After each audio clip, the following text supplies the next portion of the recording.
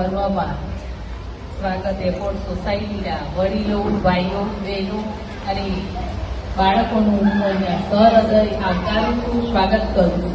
આજે એની વડીલોના ખૂબ આશીર્વાદ મળ્યા, માના આશીર્વાદ મળ્યા, એ બદલ એનો શ્રેય અહીંના વડીલોનો જાય છે અને ભાઈઓ અને બહેનોનો પણ હું ખૂબ આભાર માનું છું કે મને અહીંયા બોલાવી 2 શબ્દ બોલવાનો મોકો આપ્યો અને બધી બહેનોને મળવાનો પણ મોકો આપ્યો.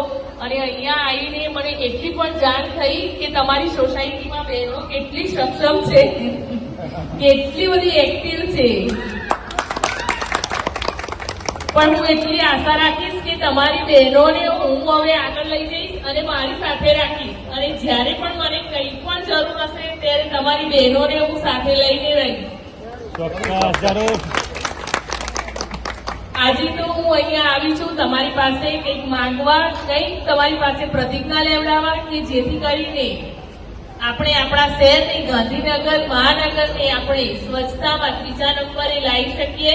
એની હું આપ સૌ પાસે મદદ માંગુ છું કે સ્વચ્છતાને આપણો સ્વભાવ બનાવીએ, આપણે સંસ્કાર બનાવીએ, આપણે બાળકોને આપણા સંસ્કારમાં જ સ્વભાવમાં જ આપણે એમને સ્વચ્છતા આપીએ કે આપણે આજે માનો આટલો મોટો ઉત્સવ ઉજવી રહ્યા હોય ત્યાં આપણને પણ ખબર હોય છે કે આપણે પણ ક્યાંક ક્યાંક કંઈક ગંદકી કરતા હોય છે.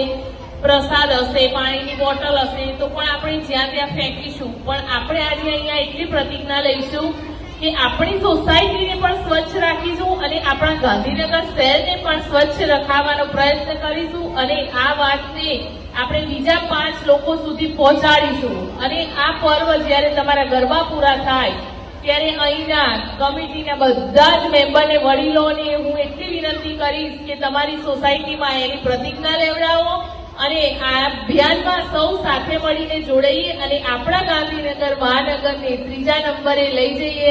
એટલી હું આપ સૌ પાસે વિનંતી કરું છું, માંગણી કરું છું. અસ્તુ. ભારત માતા કી જય.